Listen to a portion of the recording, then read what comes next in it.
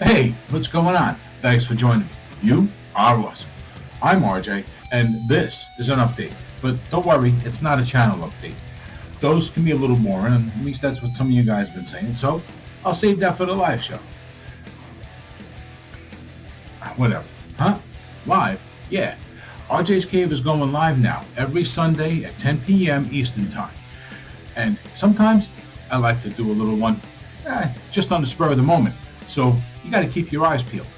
How do you do that? Well, if you've already subscribed, all you got to do is set up all notifications.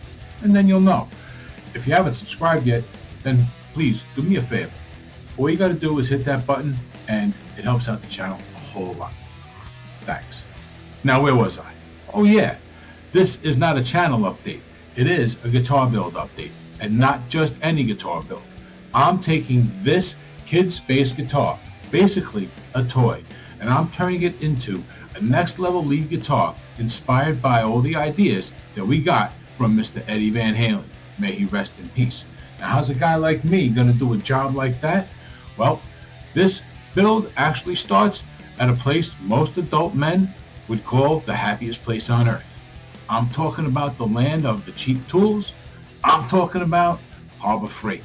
That's where I picked up a set of rasps, 2 C-clamps, a coping saw, and 2 sets of extra blades for less than $20. Gotta love Harbor Freight.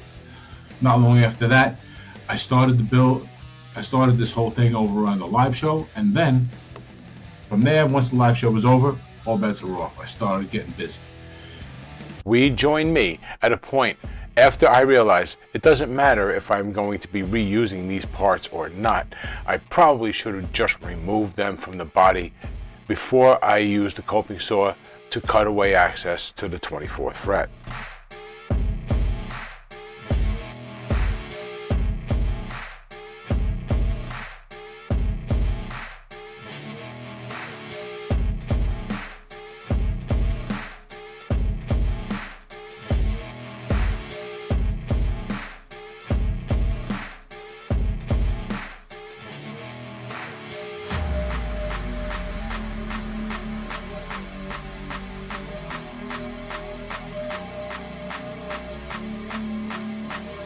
Okay, with that done, it's time for me to start taping and drawing so I can lay out a visual representation of what I'm trying to do, which is to create contours that blend naturally with the ones already on the guitar.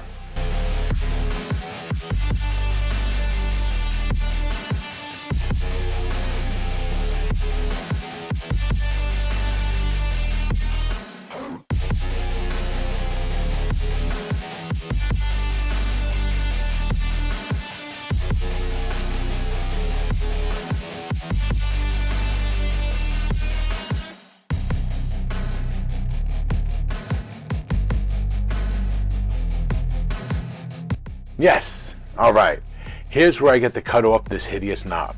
Now, I understand that this instrument is inspired by a Warwick Corvette, and I also understand that the guitar body needs to have a certain width across the shoulders. It needs to hang a certain way, and for that, you need a decent sized upper horn.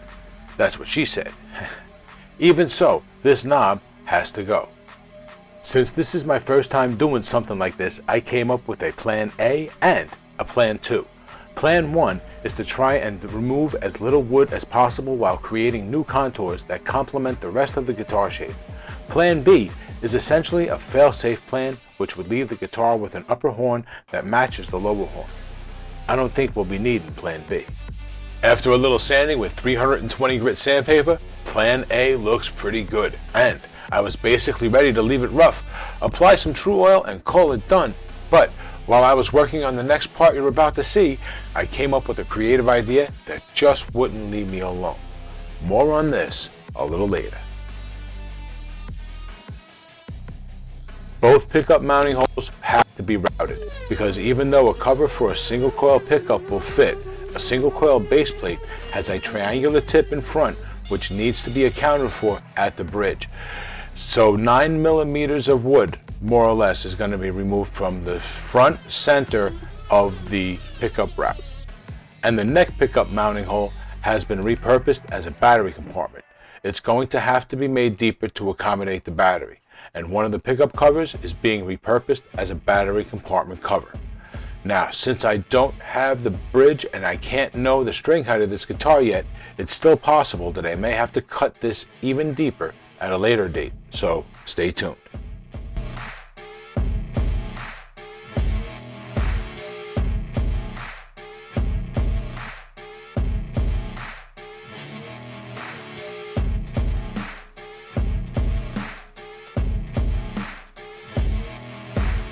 While I was doing all of this woodworking, it occurred to me that with this grain, if I left this wood a bit rough and unsanded, then applied black RIT clothing dye to the exposed wood, it would look like it had been charred in a fire.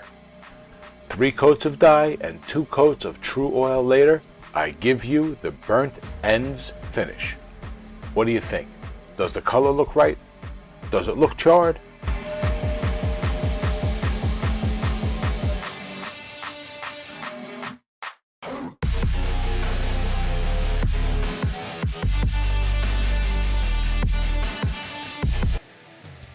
At this point, I'm just waiting on parts. Some parts have gotten here and some are still in transit. Hopefully over the next 4 or 5 days, they'll all be here and I can start assembling this guitar. I'm currently, what I have here, I have the pickup and the pickup mounting ring. I have the volume, which is also a kill switch. And I just got the wood veneers so that I can do the neck pocket. I'm waiting on a new bridge because I found out that the one that I have here in the house doesn't have top loading and I need a top loader. So I had to order one. And while I was looking that up, I found what I want to put in the guitar. The little something extra. I found it. So that's coming. And once all of that is here, then I can really get to work assembling everything. So it's just going to be a few more days. All right, and you will see more and hear more about all this at the next live show. All right, so definitely keep an eye out for that. All right, and don't forget, if you haven't subscribed to the channel, you made it this far, please consider subscribing. All right, it really does help us out. That's going to do it for this one. You've been awesome. I've been RJ. Until the next one, take it easy.